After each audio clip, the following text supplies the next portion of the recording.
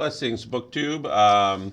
We just ended August of Faulkner in August, and this year we read Go Down Moses, and I haven't had a chance to make a video about it yet, so I thought I certainly should get to it. And I really want to talk about humor in this book because a lot of people don't always think about Faulkner's humor. You know, you think about Twain, obviously.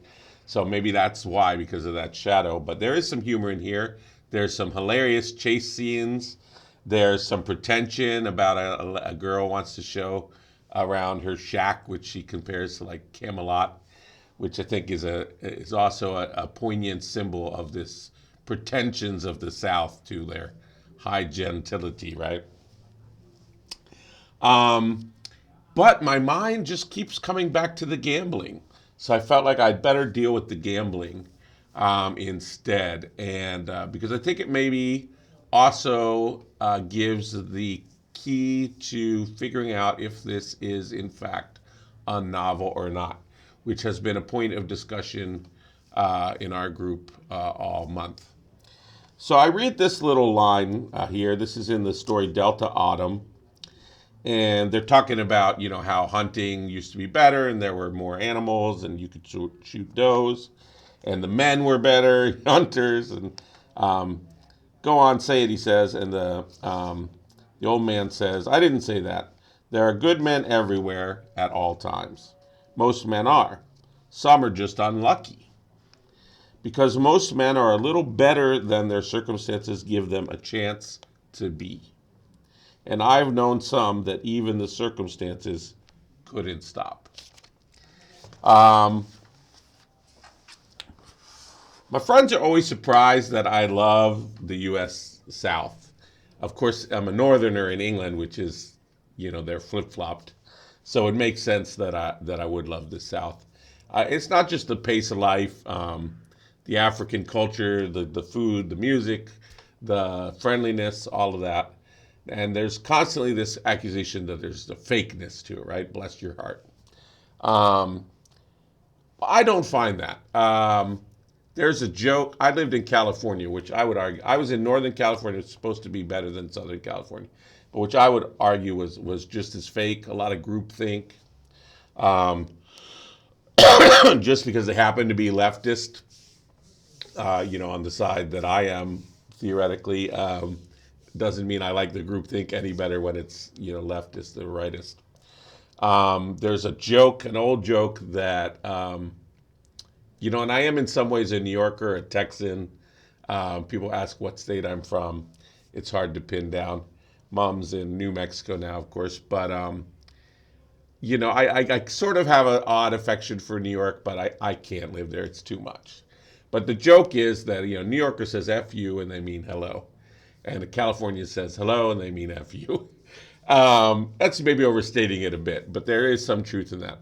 What I think we can say about the South, in my opinion, Southern U.S., is maybe they're trying to be perhaps better than they are. And what's wrong with that? I mean, that's wonderful, right? But here we come back to this, you know, unlucky idea that some people are just unlucky. And gambling pops up in several of these stories. Of course, Faulkner wrote a whole book centered around gambling, the night, something like that. But here we have the one story where the poor fella ends up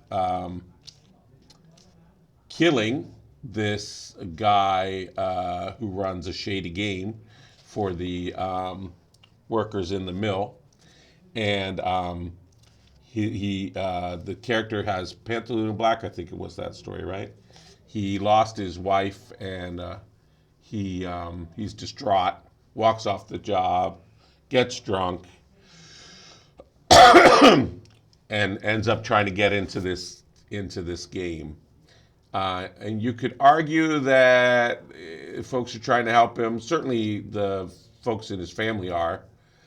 Inviting him to accept the Lord's will, fate, providence, whatever you want to call it. but the guy who sells him the liquor tries to not sell him so much liquor. The guy who's the gambling who runs the gambling doesn't want to let him gamble. Um, but anyway, the bereaved ends up pulling a razor and killing the guy who runs the gambling and ends up hanging for it, lynched out of the police, taken out of the police and lynched. So that obviously gambling plays a huge role in that one. And then an earlier one where the fates of various slaves and marriages are all decided um, by the cards. And this is in the story as it was. Um, so for me, what the role gambling plays here is to highlight just how um, race is first of all, very much a spectrum. So it's shown here that various people are related. Some are considered white, some are considered black due to various degrees. There's a famous court case that even looked into like the texture of people's hair. This is very much highlighted also in a book by Twain um, called Pudd'nhead Wilson, where there are babies switched at birth, a black and a white baby, but you can't tell the difference. So I'll tell you a California thing that maybe will make you laugh. I don't know, maybe make you cry. I don't want to bring up the culture wars, but when I was at Starr King Seminary in the Graduate Theological Union in Berkeley, we weren't allowed to have brown bag lectures, which is lunch. You used to put a lunch in a brown bag. They don't exist anymore, but and you would have your lecture over the lunch is what that means. But because brown bag used to be what was used to sort of as the tone against which to check how black you were, this was felt to be offensive, and therefore we couldn't have brown bags. Whatever. So that's the California stuff that I was talking about. So yes, the roll of the dice, of your race, I think is really highlighting that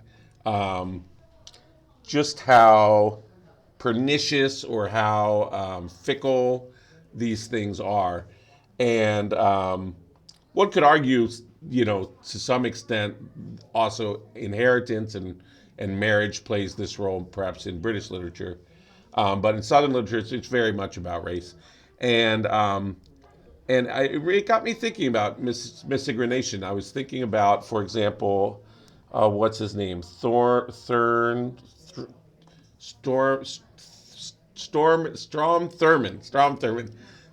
Thurmond, I think the oldest congressperson at one point. I mean, he'd been a congressperson reelected a million times, Republican in South Carolina, was well known to have had a baby with his maid, I think, with a black woman.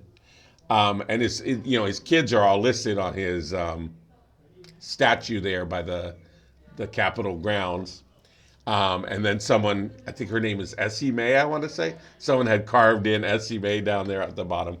Um, yeah, so even to this day, right, the miscegenation laws, I think, have been stricken down.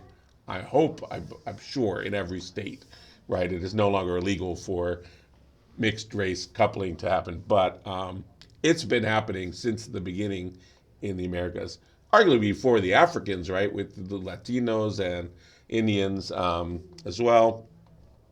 That's sort of a different shade, if I can say that, to that debate. But it got me thinking about this idea of the novel, right? Is this a novel? Why is it a novel? Yes, it has all these themes in common: gambling, rites of passage, right? The hunting, coming of age. But arguably, all of Faulkner's work has these themes, right? And is all set in the same locale. So, what makes these extra close together that they form a novel, rather than just a set of stories that could be put in other novels or other stories could be put in this one. Um, it's something I've pondered this entire month without deciding on it, and maybe it's an undecidable, or maybe we fall back on authorial intent and he said it was a novel, so it's a novel. Certainly, one of the stories seems to fit in less than some of the others. One is obviously lends its title to it. Why was that one chosen to be the title story? It's not the longest. The longest is The Bear, which is often included in other anthologies taken out of this book, even though one of its whole chapters has to do with the genealogy. I will remind you that in the Bible, those genealogical begat passages were often put in by the redactor in the places where the perhaps the some of the biblical texts were censored and some things were taken out, and then they were filled in with that. Um, and what I decided is, this whole idea of whether it's a novel or not relies on dialectical thought, right? On a dualistic thought, right? Novel, not novel, or novel story collection. And maybe that's the problem, right? Maybe, and I do think that the main reason for hanging it together as a novel was to highlight the connectedness of the black and white members of these families so that they're very much drawn together.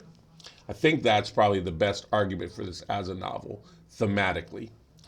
Um, but thematically, honestly, it doesn't quite work as a novel, to my thinking. But there's not just novel short story collections, right? These are genre conventions. There's perhaps a spectrum. It's all a spectrum. There's a spectrum, perhaps, and this works lands somewhere on that spectrum, and maybe that's what a lesson that we can take away about this book, that this the very definition of this book as novel or not is a part of the form meeting the fond, as we say in French, the form and content going together to highlight this idea of race, for example, as a spectrum, the goodness or evilness of the South, the Southern United States, at various points in its history as a spectrum, the which is still playing out today in America, very horrifically, with ICE and things of that nature. That each of these individual characters, in their own personal morality, right, operate on a spectrum, at times better or worse. Um, and their couplings, are more or less successful. Their progenies, right? Their destinies, um, their wishes, their better natures, all of these things, right? So that's where I landed on this whole vexed question of whether this is a novel, of the importance, or maybe one role at least that the theme of gambling is playing in this work, along with other themes. Maybe the humor is related there too. I haven't thought that through yet. Maybe I will. But I'll probably put the end on this work to move on to my September readings, since we're already a few days into September now. But I want to give you at least one video on this really excellent book, Go Down Moses by William Faulkner. I find it highly readable. A lot of the people in the group found it very difficult, but I think as Faulkner goes, um, he has this reputation as very difficult, but I think not nearly as difficult as a lot of other authors. A lot of these stories are quick, easy reads, and hunting stories very popular, chase stories with lots of humor. So fun, easy, good read by one of our great authors. Check it out. Go Down Moses by William Faulkner. And big, huge thanks to everyone who organized Faulkner in August this year, and to all the people who participated in the discussions. I'm sorry I wasn't as active on the Voxer, I think we're on, or Discord, as I would normally like to be. I've just been a big reading month for me with a lot of books that I'm reading. So and work has doubled. So I haven't had the time that I would have liked. It sort of really read most of this in a mad rush here at the end of August. But I did enjoy it, and give it a read and give me a comment down below whether you think all this stuff that I'm talking is a load of nonsense, or whether it makes any sense to you, or whether you'd like to add to it or subtract from it. Please do. I really, really count on those comments as why I do this channel. So let's engage on the ideas of literature in the comments more and more with each other. I think that that's something we can have a lot more of in BookTube that I really do believe a lot of us want. So let's do that.